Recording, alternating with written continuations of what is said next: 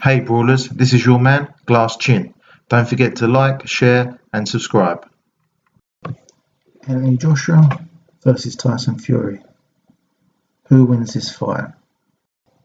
This is a fight I've been waiting for a very long time. I've been playing the fight in my head back and forth for weeks, trying to work out who I think wins. This is a difficult fight to call.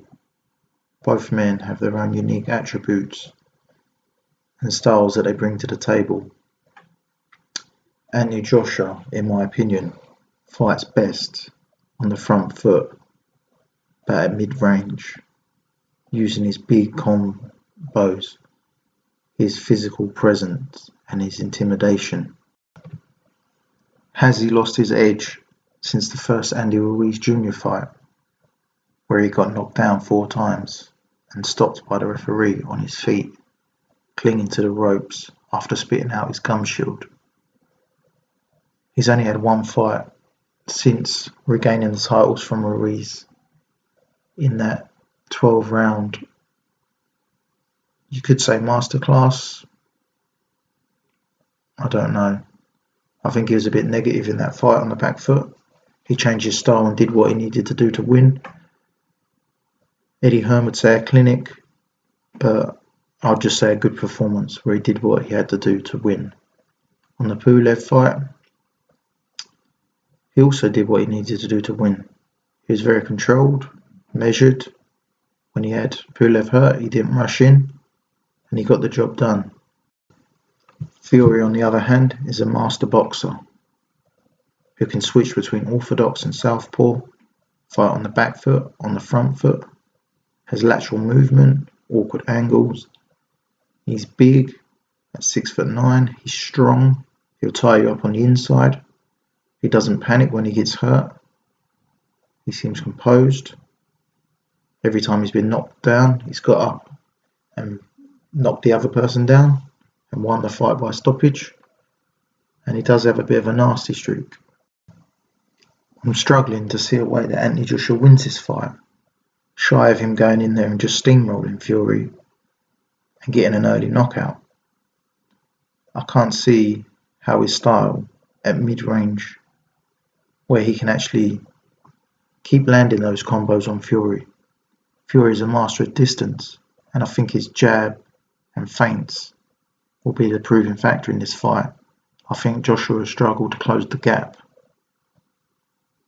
Bear in mind, that's if Fury decides to fight in his own style, on the back foot, moving, avoiding, slipping shots, and being his usual awkward self.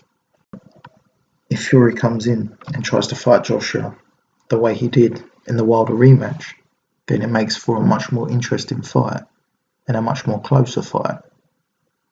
Although a lot of people seem to think that Fury went in there, took the fight to Wilder and just smashed him up, which in my opinion isn't actually the case.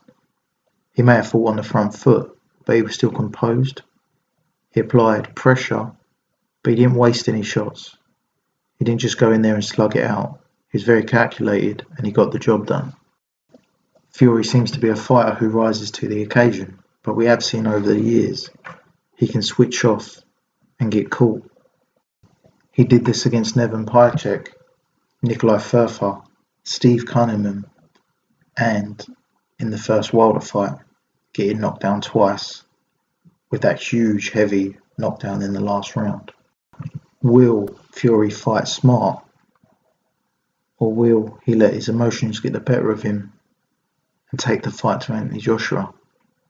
If he does, that could be suicide. I don't think Joshua has the power to knock Fury out from one punch, but the sustained beating and combos that he likes to land could wear Fury down and take him out. This is how I see the fight playing out. I see Fury boxing on the back foot for the first 6 rounds, allowing Joshua to miss his shots, not get his shots off, to get frustrated, and ultimately to gas out. Joshua's shown that his engine isn't the best. I believe after 6 rounds, maybe even 5 rounds, Fury will then start on the front foot, taking the fight to Joshua like he did to Wilder.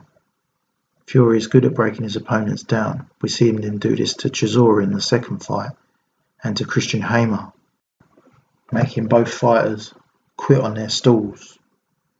Both very tough men, but Fury warmed down and broke their hearts. A lot of people say Joshua quit in the first Andy Ruiz fight, which I disagree with.